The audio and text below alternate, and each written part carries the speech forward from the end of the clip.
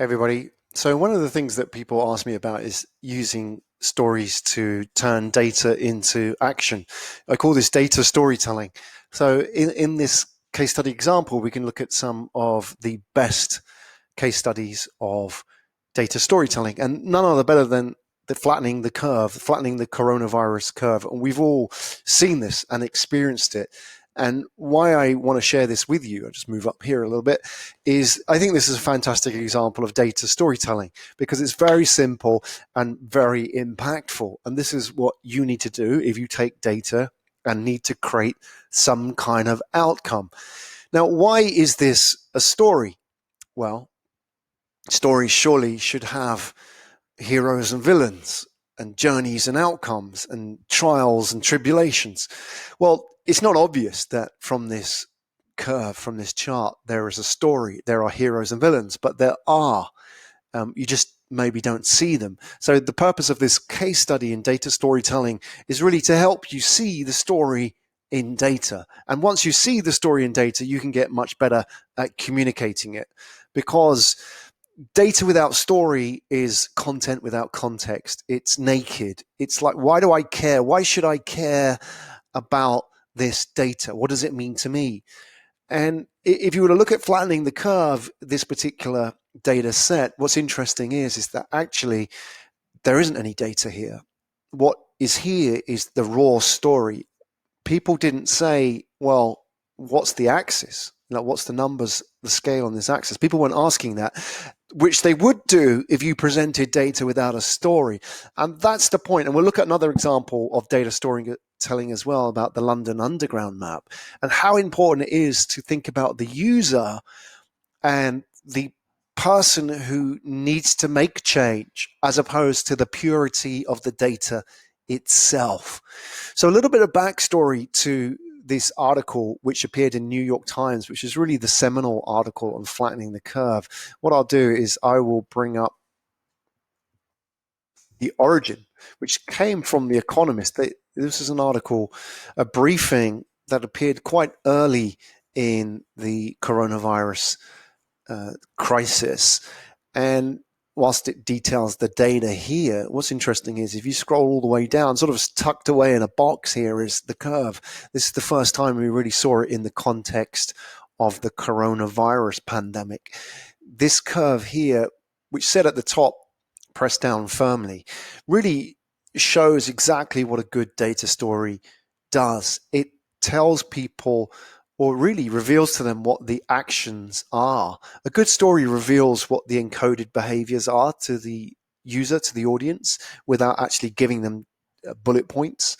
And what we have here is a classic example of telling a story, which is the depart, which, if you think about it, all stories start with a depart, which is the leaving of normal to change. Change is difficult, change is hard, change is tough. People don't want to change. And in this situation, what we need is to get not hundreds of thousands, not millions, but hundreds of millions, even billions of people to change. We have to get people to understand that if they don't change, the pain is going to be too high. So we need to push down on the curve, and there will be sacrifices, there will be pain, but without it, we're in trouble. And in great stories, this is the depart, this is the crossing of the river, the threshold, which has to be communicated in a story: past, present, future. Past is, this is the old world where we lived freely and without care. We could walk around coughing, sneezing, and speaking openly.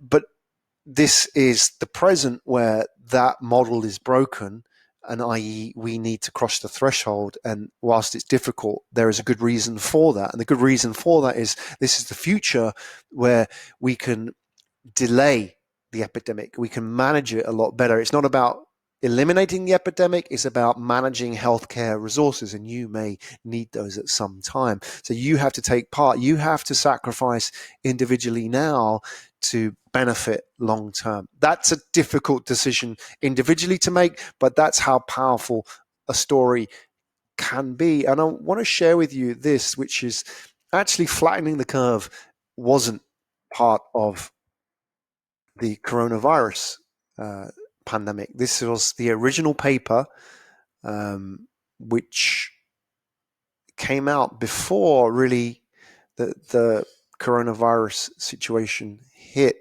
went big time. The original Flattening the Curve article here, which itself was drawn from another study, I believe, as well. So, Flattening the Curve has been around. This is the actual data here. But if you dig around, there's actually another study which was written in 2017 about flattening the curve. So the idea of flattening the curve has been around for a long time. So this is the point, is that the storyteller of data doesn't need to invent this sort of fantastical story from scratch. He just looks around for what exists already.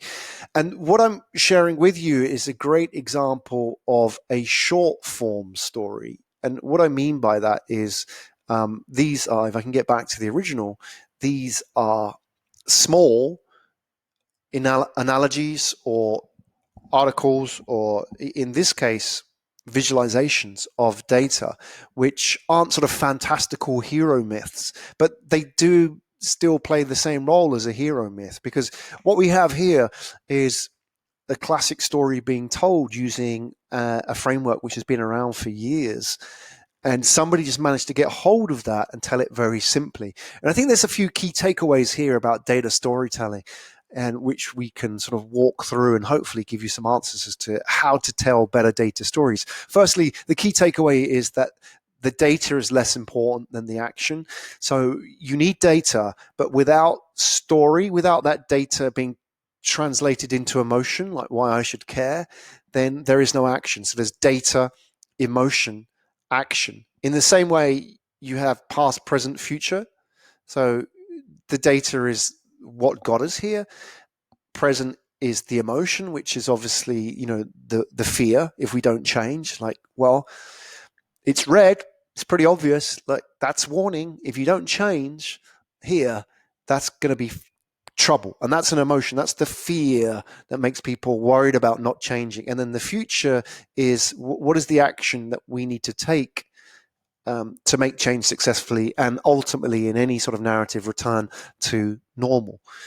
So the first point is that structure: data, emotion, change, understanding that. What a lot of people do, I feel the mistake a lot of people make when they present data, is just stop at the past, which is data. Data is always historical. It's always like, this is how it is. And if you look at great storytellers, you look at the Steve Jobs example as well, is that he always starts with the past, but he uses that to set the scene. So this leads me to the second point in data storytelling, which is that think of yourself as a director as opposed to an actor, which is you use the data to set the scene, but the data isn't the story, right? This is really important, because people, when I see data scientists present their data, they think the data is the story, which is not the case. The data is the backstory. The data is the scene, like, but the director needs to create a story with this scene, right? And so what the director has done in this case is said, right, well, the backstory here is that, we're in trouble, that this thing is spiking, it's growing like crazy. That's the scene. And the actors in this is obviously the disease and you, like you, the audience. And you can do something here. You can choose to stay as you are in your comfortable world, or you can choose to cross the threshold and save other people. That's almost heroic, isn't it? Is that, you can choose a heroic outcome or a selfish outcome. Those are the two pathways I'm giving you in this scene now, and you can choose which one you're going to take. And obviously the implied outcome that you want people to take is the heroic outcome. And, that's the role of a good director. A good director has gone in and set this scene, and it's very clear who the actors are and why they should care about the scene that they're in, right? And why we as the audience should care about everybody in it. So see yourself as a director as opposed to an actor within this scene itself. So your role is to make people care about it. So the first part is data, emotion, action. And the second part to take away here is that you are a director as opposed to an actor. The third part really is understanding that the best stories are often short form. Now, if you think about it, have a look at this data set that's presented to you, and really what the director has done very successfully is made this very simple. And the way I communicate this to my podcast clients and anybody, corporate leaders I work with in terms of storytelling, I say this is like watching a movie with the sound off. What's that about? Well, think about this, right? You can watch a movie with the sound off, and do you understand it? Because if you can understand it with the sound off, it shows you how powerful the narrative is. And the best movies you can watch with the sound off. They're better with the sound on because you get all the special effects and the dialogue and so on. But you understand the narrative. You understand what happens next. You understand, the future of what the next scene is. And you can try this. I mean, two great examples are you take Ferris Bueller's Day Off, one of the best movies I think ever made, directed by John Hughes, and also The Three Idiots, a classic Indian movie. And you play these, and what you see with the sound off, and it's a great test because The Three Idiots is in Hindi. If you don't speak Hindi, you won't understand it. And you can kind of play these two movies out, and you can watch the trailers of these two, and you can understand the narratives without actually understanding the language. And this is really important because what the directors have successfully done with their data is they've leveraged existing frameworks and narratives that are around for thousands of years. And the reason why you can understand Ferris Bueller's Day Off, for example, where you have the hero who is not actually Ferris Bueller, he's Cameron, the geeky guy. But Ferris Bueller is presented as this kind of mythical figure who's a guide who shows him the truth in the world, which is like, okay, school is important, but it's not as important as happiness, right? And you can go and enjoy yourself. And what Ferris Bueller reveals to Cameron is that actually he's living out his life to impress other people, his dad, right? Which is the same sort of narrative you discover in The Three Idiots, where the three idiots have been living out their lives to impress families, aunts, uncles, get a good job, get a good career, become a doctor, an accountant, and an engineer. And yet what they realize is that one of the idiots has just been going to school and enjoying himself, living his life. And they realize he was called the idiot, but actually he was the wise guy, the wise man, because he was living life on his own terms.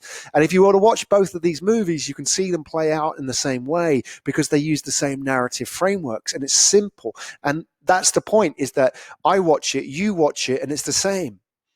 And that's what I call in storytelling the lowest common denominator, meaning that you can use a story which can be passed between hundreds of millions of people and it doesn't get mutated and interpreted. What you don't want is Flattening the Curve to be passed between 100 million people and they all have a different interpretation of it.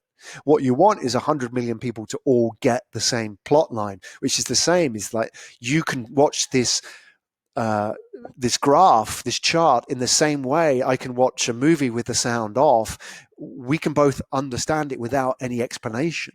That's the third point. The power of a good data story is that it speaks for itself.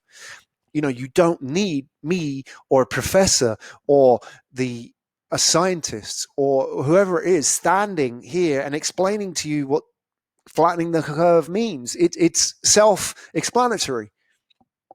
And so I sometimes see people present data and it's too complicated. It needs to speak for itself. It has to have a narrative we already understand. I can understand here that this red line, and red is danger, and this blue line, blue is safety. I can understand that if I squash this curve down, it flattens out. It's easy. I understand that. And therefore, I understand there's an implicit requirement from me that I should do something. And this comes to the fourth point, is that all data stories have expectation and behavior. And what do I mean by that? Is that a story, especially a short form story, works on the basis that if you agree on how we got here, then you also agree on the outcome. That's a powerful story. It's the same like if I watch the opening scene on a movie and it seems familiar, I can kind of guess what happens next. And it has an ending which, they call it the Hollywood ending. And the reason we want that Hollywood ending is because we expect it. And we're familiar with it. If it gets sort of a weird ending, it may work for some people, but a lot of people don't like it. And that's why you get very cliched endings in movies, because we we're following the path of the story. We've heard this story 1,000 times. It's a happy ending. It's the good guy may die, but justice is served, whatever it may be, or the adventurers return to the comfortable world of normal. So the point being is that every data story told should have that as well. It should have this sort of implicit expectations of behavior. If, for example, you go to Disney World, you meet Disney World employees, they're called cast, they're not called employees. And it's important because that's a short form story. And one of the lessons I'll talk about analogies and the power of analogy in storytelling for leaders is that the power of a simple word and also a graph here is that if you tell us it and we agree on it, we also agree on all the encoded behaviors and expectations that go with it. So, for example, if you agree that you are a cast member, you also agree with all the expectations and encoded behaviors of what cast do. Now, if you think about cast, where do you see cast? You see cast in the world of theatre or movie or musicals or music. Cast, they're on stage, they're performing. And you have in cast backstage and front stage, and you're always in character. So that simple word cast conveys with it a whole sort of protocol that goes with being a cast member. So in Disney, for example, all the employees are performing. And if you go and ask Snow White or Cinderella, I think it's Cinderella, if you ask her to take a photo with an iPhone, she'll say, "Oh, what's an iPhone?" She's in character. She's performing, because it doesn't say in the manual that this is what Cinderella should do or Snow White should do in response to that question. She knows she has to perform. She has to stay in character. It's the same reason if you walk around Disney World and you go from like Tomorrowland to the Wild West Frontier or whatever it's called, I can't remember now, but you won't see a cowboy coming out of the Wild West going to Tomorrowland, like in his sort of cowboy outfit. You won't ever see that because it doesn't say in the manual, like if you're dressed as a cowboy, you can't go to, the techno world. It just says you are always in character. You're always performing. And that's the power of a story. It has implicit behavior and implicit encoded expectations of what you should do. And that's why stories can work for hundreds of millions of people if they're simple and they are short form. In the same way, if we're looking at the curve now, what this curve doesn't have, if you look at the space below it, it doesn't have a list of bullet points. Think about that. How can you get hundreds of millions of people to agree to behavior without a list of bullet points? Sure, you can get the media to reinforce the talking points, which is the power of a short form story. But it doesn't have talking points. Sorry, it doesn't have bullet points. And this, if you think about it, when people present data, they present bullet point, bullet point, bullet point, bullet point. Steve Jobs never presented bullet points. He presented stories, because at that emotional level, there are no bullet points. There are simply expectations, outcomes. And this is what you can do here. And don't fall into that trap of presenting PowerPoints with a whole bunch of bullet points, because if you are, then you've lost them. Because what that means they didn't understand the story that you told them, or the story you told them didn't contain the implicit assumptions and behaviors it needed to contain in the graph. That movement. Every good data story should have a movement. Think about that. It should be moving somewhere. There should be an arrow pointing us somewhere. In all the visualizations that I make, I try and include a red arrow. This is the direction. And this has an arrow in it too, which is pushing down on the red to create the green, the blue, the safety zone. That if you can push down, spread out. If we can make sacrifices now, manage, right? That's the movement your data visualizations have to have, because movement is a story. Movement is past, present, future. Movement is the arrow of that through story, that narrative that's pushing events forward. What is the movement in your chart, in your graph, in your data? Is there no movement? I bet if you could ask 100 million people, showed them this chart without any text on it and just the colors, and asked them to describe the movement of this chart, I'm sure a significant proportion of them would get it. And that's really important, because if you have a movement, people will understand that is what you want me to do. You want me to move, and that movement in data story is often transformation, crossing the threshold. So think about those points when you tell data, when you show data, is that it's not about the purity of the data, it's about the story you tell about it. Because people don't care about data. The only people that care about data are data scientists. The people who care about story is everybody. Data never changes anything. It's the scene that you set with the data. Data is an actor. Of course, you need it. You need the actor in your scene. But the actor isn't the story. The actor isn't the scene itself. And your job as a director is to make people care about that data.